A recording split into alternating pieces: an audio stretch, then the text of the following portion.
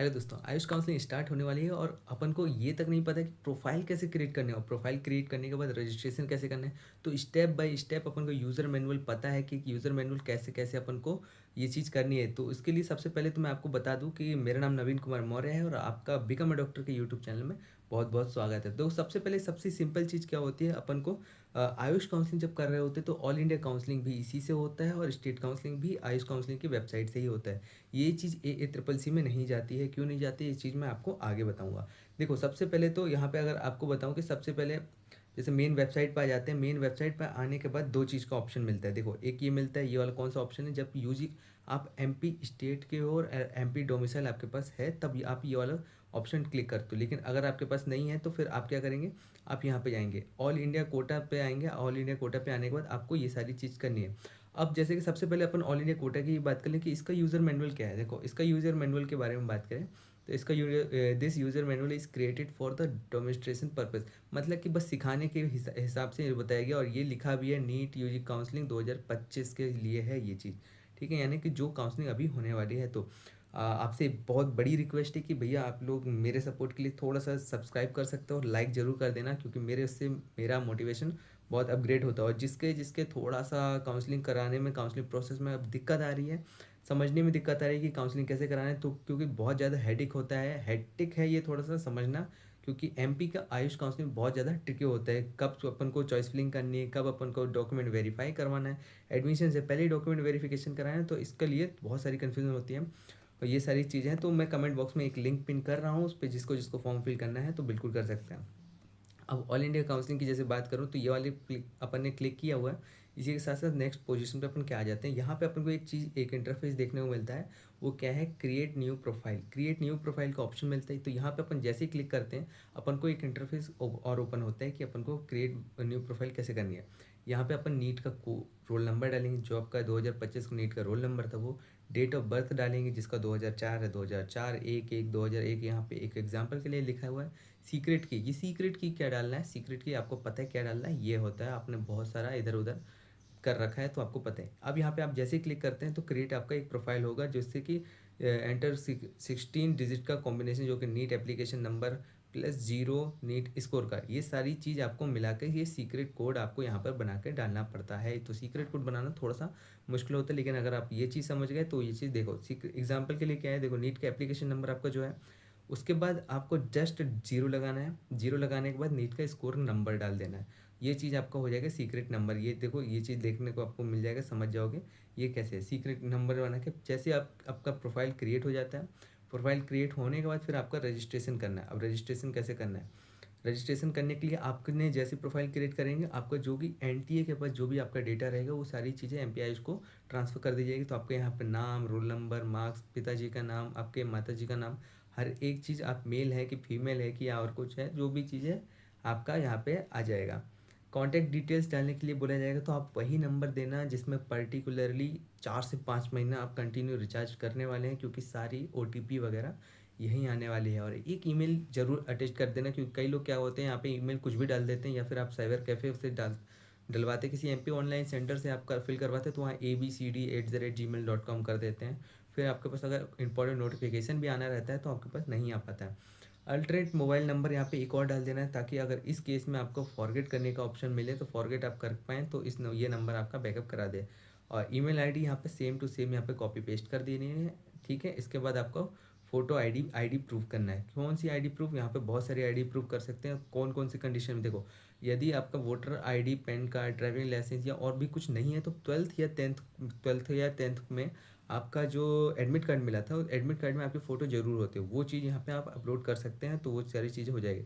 कर तो एड्रेस आप डाल सकते हो और प्रोसीड कर देंगे। जैसे ही आप प्रोसीड करेंगे आप एक नए स्टेप पे पहुँचेंगे। वो नए स्टेप क्या होगा, आपको पासवर्ड सेट करने के लिए बोल जाएगा। पासवर्ड सेट करने के लिए आपको कुछ कंडीशंस होंगी, जैसे इंस्टाग्राम वाला बोलता है ना कि एक अल्फ़ाबेट कैपिटल में होना चाहिए, एक स्मॉल में होना चाहिए, एक गिनती होना चाहिए और एक स्पेशल डिजिट कैरेक्टर होना चाहिए। तो वो सारी चीज़ें, और इन सारी चीज़ों को मिला के 8 कैरेक्टर का आपका पासवर्ड बनना चाहिए।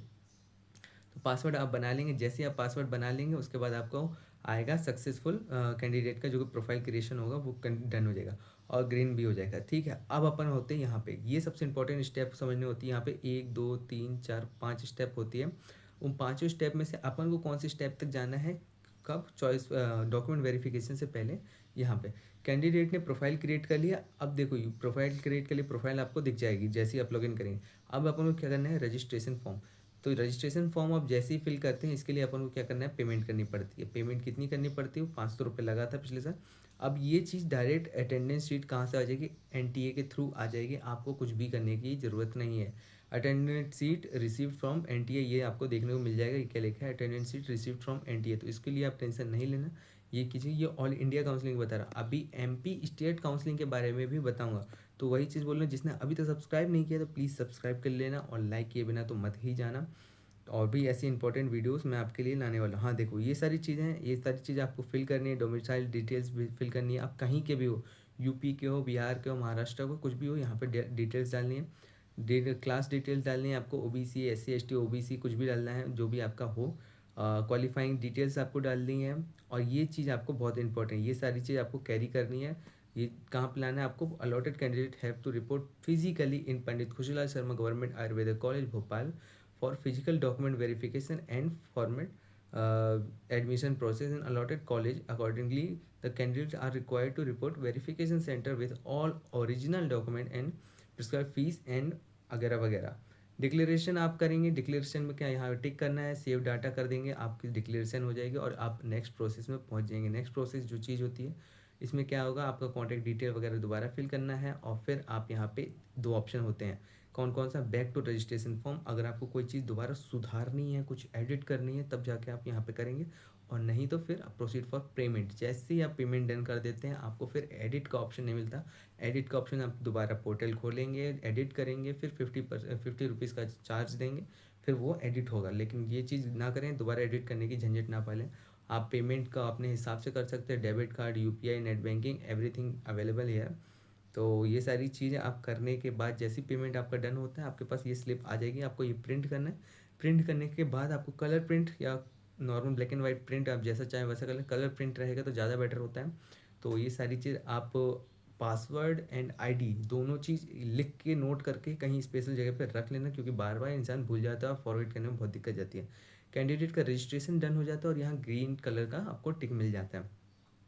और ये सारी चीज़ आप देख सकते हैं, और ये आपका हो जाता है रजिस्ट्रेशन डन। और थैंक यू, मैं थैंक यू नहीं बोल रहा हूँ, ये एमपीआई उसकी गवर्नमेंट बोल रही है। और इसके बाद क्या होता है? चॉइस फिलिंग का स्टेप आता है, document verification in MP state के लिए। अब देखो एमपी स्टेट का कैसा है, ये तो ऑल इंडिया स्टेट का मैंने बता दिया। एमपी स्टेट का जो है यूज़र मैनुअल देखो 2025-26, ये भी ऑल इंडिया का है।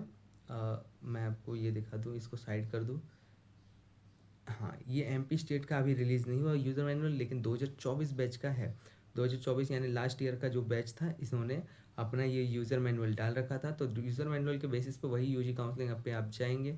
जो चीज़ें मैंने आपको वहाँ पे बताई, वही सारी चीज़ यहाँ पे क्रिएट न्यू प्रोफाइल करेंगे। क्रिएट प्रोफाइल करके वही सीक्रेट डिजिट आपको डालना है। सीक्रेट डिजिट कैसे डालना है? नीट एप्लीकेशन नंबर 0 और 358, ये सारी चीज़ करके आपके डिटेल्स जैसे कनेक्ट होंगे, वो फिर आप आईडी प्रूफ डालेंगे। आईडी प्रूफ डाल के प्रोसीड करेंगे। प्रोसीड करने के साथ साथ फिर यहाँ पे एक पासवर्ड बनाएंगे, स्ट्रॉन्ग पासवर्ड, वीक पासवर्ड, जो भी वो दे उस हिसाब से कंटिन्यू करने के बाद फिर आपका पेमेंट का एक ऑप्शन खुलेगा। आपको पेमेंट करना पड़ेगा, जो कि रजिस्ट्रेशन के बाद होता है। वो पेमेंट जैसे ही कर लेते हैं, आपका रजिस्ट्रेशन डन हो जाता है। फिर नेक्स्ट प्रोसीड में आप जाते हैं। ये सारी चीज़ को थोड़ा सा ध्यान देना, क्योंकि इस चीज़ में जो कि सब्जेक्ट के डिट यहाँ पे क्या होता है, 10th और 12th के बारे में जब पूछा जाता है, तो यहाँ पे अपन 10th के बारे में डाल देते हैं। यहाँ 10+2 लिखा है, यहाँ पे 12th में डालना है अपन को, और उसके बारे में डिटेल्स देनी है। और यहाँ पे ये 12th के बारे में ही पूरा फॉर्मेट डालना है कि मिनिमम मैक्सिमम मार्क कितना है, 100 100 100। यहाँ पे ये मत कर देना कि 75 नंबर का हुआ था, 25 नंबर तो हमारे प्रैक्टिकल के थे, तो वो चीज़ नहीं। यहाँ टोटल के बारे में बात की जाती है। और वेरिफिकेशन सेंटर का नाम यहाँ पे आप सेलेक्ट करेंगे, कौन से वेरिफिकेशन सेंटर पे आपको जाना है, तो उस वेरिफिकेशन सेंटर पर डायरेक्ट आपको भेजा जाएगा। ठीक है, वेरिफिकेशन की डेट आप कौन सा सिलेक्ट करना चाहते हैं, शिफ्ट कौन सा सिलेक्ट करना चाहते हैं, वो चीज़ भी यहाँ पे सिलेक्ट करना है। और कौन कौन सी चीज़ आपको ले जानी है, ये 11 चीज़ आपको कैरी करके ले जानी है फॉर डॉक्यूमेंट के लिए, original document along the verification के टाइम। सेव डाटा पे जैसे ही करेंगे डिक्लेरेशन देने के बाद, फिर आप एक नेक्स्ट स्टेप में पहुँच जाएंगे।